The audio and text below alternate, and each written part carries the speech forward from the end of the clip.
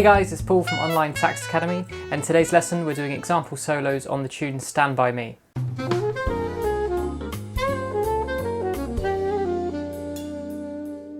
So before we get started, to help you follow along with this lesson, you can get the free PDF that's available at onlinesaxacademy.com, and that's for the beginner solo. And over in the premium library, premium members will have access to the intermediate and advanced level solos, along with the backing tracks and performance tracks for all three versions. So for the beginner version, I've moved it into a much easier key. So instead of it being in concert A major, we're going to do it in concert F major, which means that the alto sax is in D major and the tenor sax is in G major. So Stand By Me only uses 4 chords, and those 4 chords can be found within the major scale that the piece is in. So what this means for improvising is you can just use the major pentatonic scale of the key you're in, so the D major pentatonic scale for altos or the G major pentatonic scale for tenors. And this will fit over all of those chords. One way you can make your phrasing a lot more interesting is to aim to land on certain chord tones as the chord changes from one to another. So on the first chord, I was aiming to land on the middle note at the beginning of that measure. Then as the chord changes in measure 3,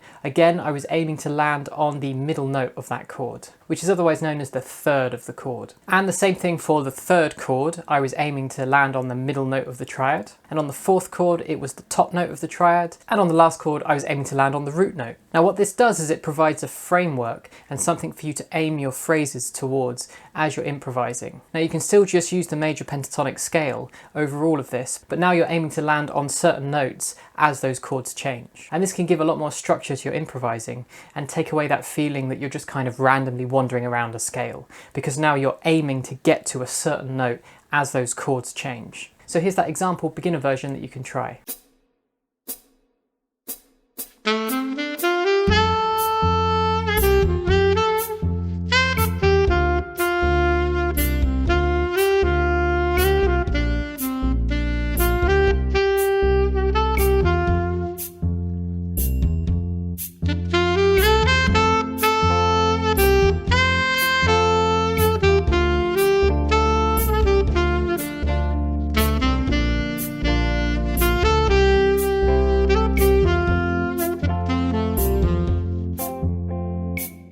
Okay, so next up we have the intermediate version, and in this solo I started to include the blues note, or the flattened third, of the major pentatonic, and this can help add a bit of a bluesy colour to your lines. In the second half of the solo, I started to include other notes from the full major scale. Particularly when I was on the second chord, along with the major pentatonic scale, I was also adding in the 7th major scale degree into those group of notes. And as we hit the 3rd and 4th chords, I was including the 4th major scale degree along with the major pentatonic scale. Okay, so here's the intermediate solo.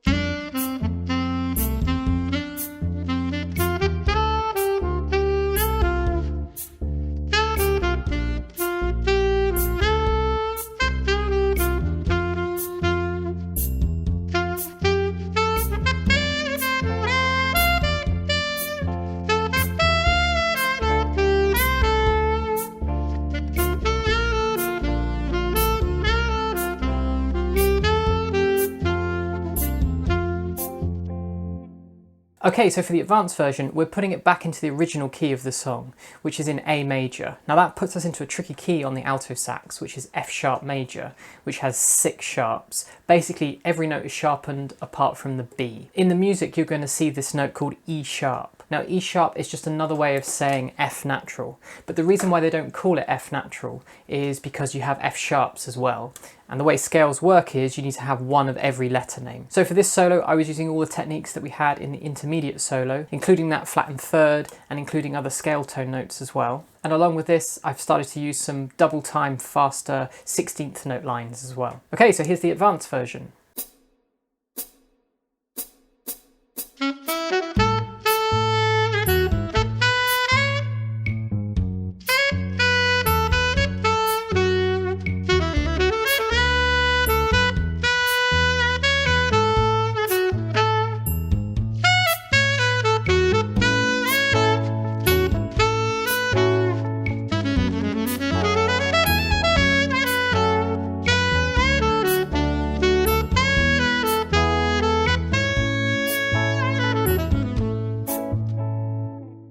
So don't forget to check out onlinesaxacademy.com where you can get your free PDF and you can check out the memberships and other things we have on offer there. If you'd like to try another video of mine where I've done 3 example solos over a pop song, then you can click on this video here. Don't forget to hit subscribe if you haven't already, and I'll see you next week.